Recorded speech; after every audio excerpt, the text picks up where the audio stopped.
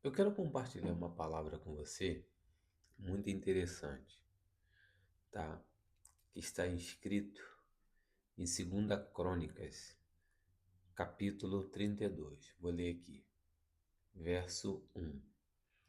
Depois de toda essa prova de fidelidade de Ezequias, Senaqueribe, rei da Síria, veio contra Judá e sitiou as cidades fortificadas, decidindo a conquistá-las. Quando Ezequias viu que Senaqueribe também vinha atacar Jerusalém, consultou os líderes civis e militares e lhe propôs secar as fontes de água que estavam fora da cidade. E eles decidiram apoiá-lo.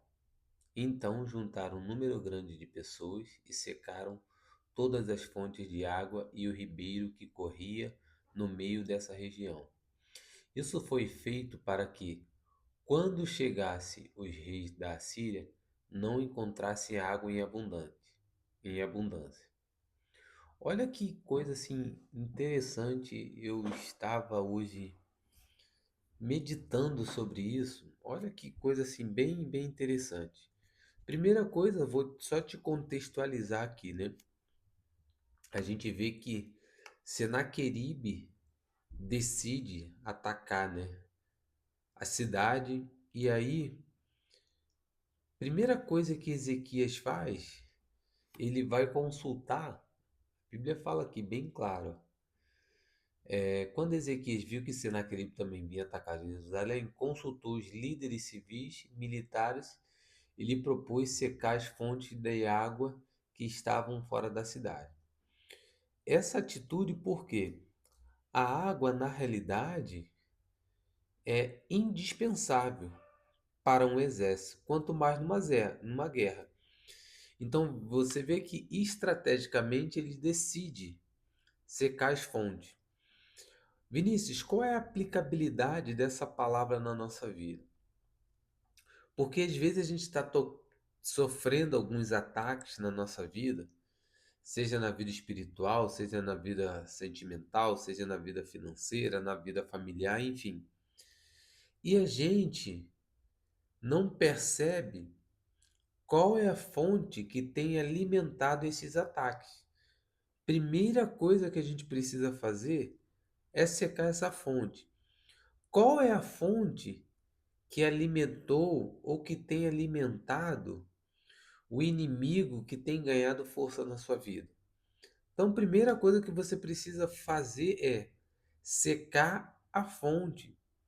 A fonte que alimenta esse inimigo que tem ganhado força, ganhado batalha na sua vida. E olha que interessante. Você vê que Ezequias era um homem, um grande homem de Deus. Olha o que ele fez. Ele consultou líderes civis, militares. O que me chamou a atenção aqui é porque às vezes a gente passa por algumas lutas na nossa vida, algumas batalhas, e a gente sequer pede ajuda. Queridos, não tem jeito, tem momentos na nossa vida que a gente tem que deixar o nosso ego de lado e pedir ajuda. Uma pessoa que você confie, cara, pô, me ajuda aqui, tô com essa certa limitação, tô com essa dificuldade, tô passando por isso, pô, me ajuda em oração, me ajuda aqui a romper. Só que às vezes a gente se acha tão bom, ou a gente quer esconder essa realidade, porque muitas pessoas acreditam que quando você confessa mesmo a debilidade, quando você abre o teu coração que está errando ou falhando numa determinada área da tua vida, você se sente menos importante, você se sente menos capaz, você se sente menos crente, e não existe isso. Deus conhece o nosso coração e conhece as nossas limitações. Só que muitas áreas na nossa vida a gente vai romper, a gente vai secar essa fonte quando a gente pedir ajuda. Tu vê que a primeira coisa que ele faz, Ezequiel vai lá, o líder, olha só, poxa, eu estou precisando da ajuda de vocês. Vamos secar a fonte? Pô, beleza. Aí você vê que no versículo à frente, ele toma uma outra direção. Olha só que interessante, versículo 5, que fala assim: preparando-se com empenho. Olha só, preparando-se com empenho, Ezequias fortificou e reparou as brechas da muralha, reconstruiu as torres que estavam sobre ela e fez uma muralha exterior sobre a que havia, fortificou o Milo da cidade de Davi e fabricou muitas lanças e escudos. Também colocou líderes militares à frente do povo, convocou todos na praça que estavam na frente da entrada da cidade e os animou com essas palavras. Olha que interessante, hein? Olha que interessante isso.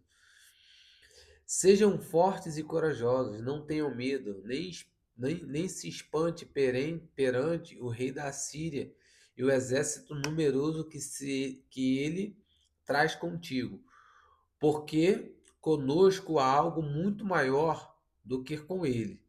Do lado dele está a força humana, mas do nosso lado está o Senhor, nosso Deus, para nos ajudar a lutar as nossas batalhas. Então, você vê que, primeira coisa, ele pede ajuda, zero sentimento de preservação. Segunda coisa, ele começa, a Bíblia fala que ele se empenha e se propôs a fortificar e reparar as brechas nas muralhas.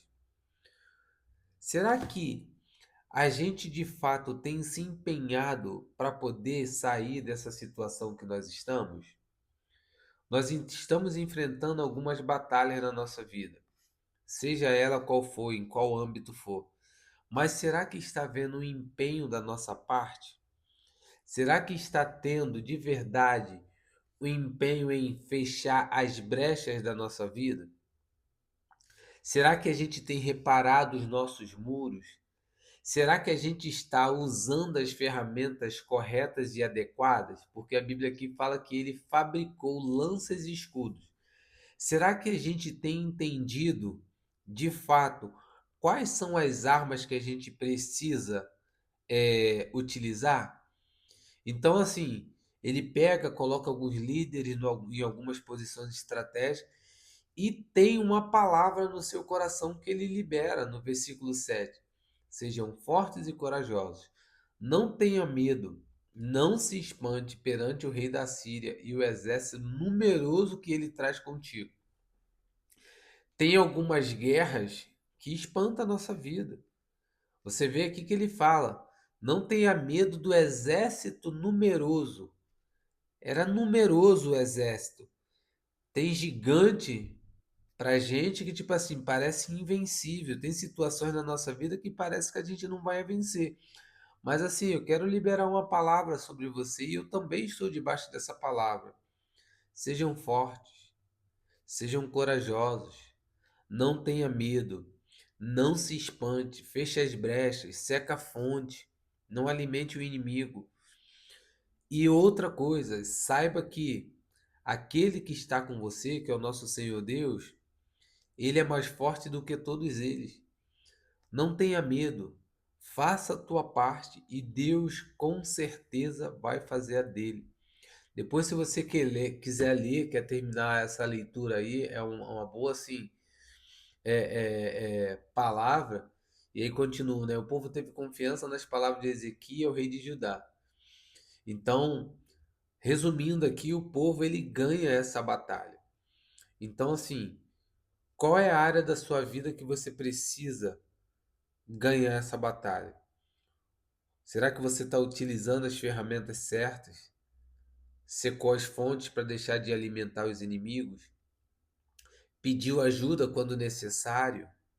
Será que existe de fato essa confiança que quem está com você é muito mais forte do que os seus inimigos? Então a palavra é: não tenha medo, seja forte e seja corajoso.